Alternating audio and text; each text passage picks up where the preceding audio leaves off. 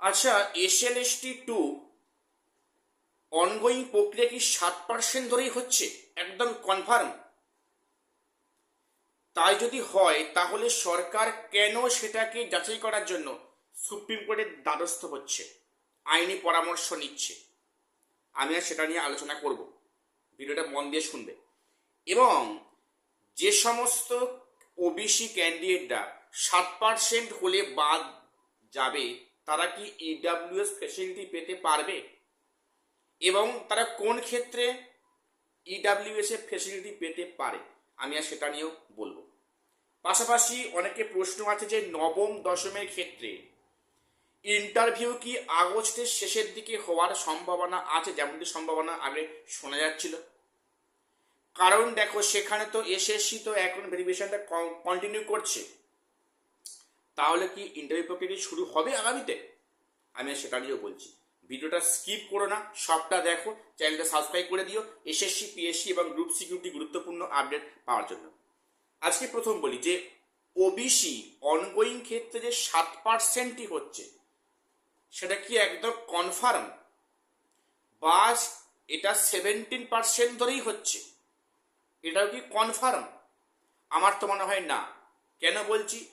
যদি সরকার 7% ধরেই কন্টিনিউ করতো, তাহলে সরকার কি পুনরায় কোর্টে হাজির হতো? তাহলে এখনই বলতে যে না, আমরা 7% ধরেই করছি, পুনরায় রিপেয়ারিং হচ্ছে।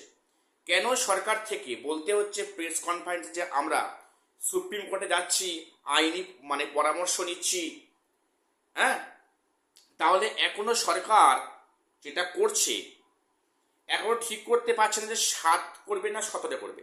7 করলেও সরকারের মুখ পুড়বে, কথা শুনতে হবে, অপবাদ হবে, এবং 17% করলে কিন্তু কথা শুনতে হবে, কেস হবে। এখন যা পরিস্থিতি ওবিসি নিয়ে, 7% করলেও কেস, 17 করলেও কেস। সরকার চাইছে, কমিশন চাইছে এটা কোর্ট থেকে একটা ক্লারিফাই করে দিক যে এটাই, সেখানে যেহেতু ইন সার্ভিসরা আছেন, তাদের কথা মাথায় রেখে এই সিদ্ধান্তটাই নেওয়া হচ্ছে, এমনটা বললে তবে কিন্তু সেখানে সরকার পরবর্তী পদক্ষেপগুলো নেবে। অর্থাৎ এখন সরকারও ঠিক মানে মানে ঠিক করেনি যে 7 নেবে না 17 নেবে। ঠিক আছে, এটাই তোমাদের বাস্তব কথা বললাম। এবং যেটা বিষয় যে এই 7% যদি হয়, তাহলে যে সমস্ত ক্যান্ডিডেটরা ওবিসি প্রার্থীরা বাদ যাবে, অনেকে কাউন্সেলিং হয়ে গেছে, তারা কিন্তু বাদ করবে। এবং এক্ষেত্রে তারা কি ইডাব্লিউএস ফেসিলিটি পেতে পারে? সম্ভাবনা আছে। দেখো, এই প্রশ্নটা আমাকে একজন করেছো গতকাল সন্ধ্যায়। তো ওবিসি বাতিল ওবিসিরা কি ইডাব্লিউএস ক্যাটাগরি ফেসিলিটি পেতে পারে? তার উত্তরে আমি যেটা বলবো সেটা হচ্ছে কি, ওটা ডিপেন্ড করছে সরকারের সদিচ্ছার ওপর। সরকার অলরেডি যা শর্ত দিয়েছে ওবিসি ইডাব্লিউএস এ, যে 21/7/25 আগে হতে হবে সার্টিফিকেটটা। সেক্ষেত্রে পরবর্তী ক্ষেত্রে অ্যাপ্লাই করলে সেই সার্টিফিকেটটা গ্র্যান্ট হবে কি না প্রশ্নের মুখে।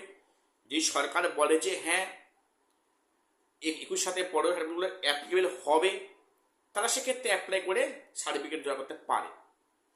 না হলে কিন্তু এখনো যা খবর, সে অর্থে ফেসিলিটি দেওয়ার কোনো সম্ভাবনা মনে হয়নি।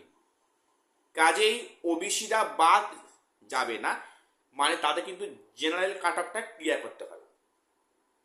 ঠিক আছে, আর ক্লিয়ার করতে না পারলে তারা প্যানেল থেকে কিন্তু সরে যাবে। এটি একটা বিষয়। কাজেই ওবিসিরা যে ইডাব্লিউএস হবেই এমনটি কিন্তু এখন কোনো সিওরিটি দেওয়া যাচ্ছে না। সেটা হচ্ছে যে সরকার সেটা কি করবে, সেটা সরকার সেটা কি ভাবছে এই বাতিল ওবিসি বা ইডাব্লিউএস নিয়ে, ওটি পরে বিষয়। এবারে নবম দশমের ইন্টারভিউ যেটা আগস্টের শেষের দিকে হওয়ার সম্ভাবনা, ওটা কি হবে? অনেকের প্রশ্ন আছে যে যেহেতু তো 9-10 ভেরিফিকেশনের কাজটা কন্টিনিউ হচ্ছে, তাকে ইন্টারভিউ শুরু করবে। দেখো, যেটা মনে হয় কোর্ট থেকে সিদ্ধান্ত না আসা অবধি মনে হয় না ইন্টারভিউ কাজ শুরু হবে। হয়তো ভেরিফিকেশনের কাজটা হয়ে থাকছে এবং পরবর্তী কোর্টের নির্দেশ না আসা অবধি মনে হয় না ইন্টারভিউর কাজ শুরু হবে। খুব ক্ষীণ সম্ভাবনা, প্রায় নেই বললেই চলে।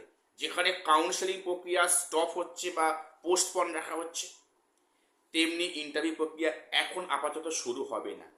এবারে এই যে সিদ্ধান্তটা কবে হবে, যে এই অনগোয়িংয়ে ওবিসি 7 না 17%, সেটা কবে হবে সেটা নিয়ে একটা বড় সংশয়। এবং সেক্ষেত্রে এই যে 31শে আগস্ট তো যেমন ডেট তো এক্সটেন্ড হবে, অলরেডি সুপ্রিম কোর্টে প্রেয়ার নাকি করেছে শুনলাম রাজ্যের পক্ষ থেকে, যে ডেটটা এক্সটেন্ড করতে হবে। ঠিক আছে, সে নিয়ে এখন কোনো সিদ্ধান্ত আসেনি। তো ডেট তো অবশ্যই এক্সটেন্ড হবে, এবং এই প্রক্রিয়া যদি এক ধাক্কায় 6 থেকে 8 মাস কিন্তু মানে পিছিয়ে যাচ্ছে। অর্থাৎ এখানে নিয়োগ প্রক্রিয়া 2026-এর মধ্যে সম্ভব হওয়াটা খুব টাফ এখন হয়ে যাচ্ছে, যেভাবে বিভিন্ন মানে আইনি প্যাঁচে আটকাচ্ছে এই চলতি নিয়োগ প্রক্রিয়া। সেখানে হয়তো অনেককে কাউন্সেলিং করিও সেখানে ফিরে আসতে হবে যদি 7%-এ হয়। আর যদি কোর্ট এমনটা করে যে মানে যারা ইন সার্ভিস হলো তাদের ক্ষেত্রে সুবিধা দেওয়া হচ্ছে বাড়তি, যারা এর আগের বারে ওবিসি ফেসিলিটি নিয়ে চাকরি পেয়েছিল, এবারে কি অবস্থা, তাহলে সেটা তো সবাই তো দাবি করতে পারে। একই প্যানেলে একই পরীক্ষা হয়েছে, তাহলে কারোর জন্য নিয়ম আলাদা, কারোর জন্য নিয়ম এক, এটা কেন হবে? সেটা একটা প্রশ্ন চিহ্ন দেখা যাচ্ছে। এখন আগামী সপ্তাহে সরকার যাচ্ছে সুপ্রিম কোর্টে এই নিয়ে আপিল করতে, যে সেখানে কোর্ট থেকে কি ক্লারিফিকেশন করে সেটা এখন দেখার বিষয়। আজকে এটুকুই আপডেট দেওয়ার ছিল। চ্যানেলটা সাবস্ক্রাইব করে দিও। দেখা হচ্ছে পরের ভিডিওতে।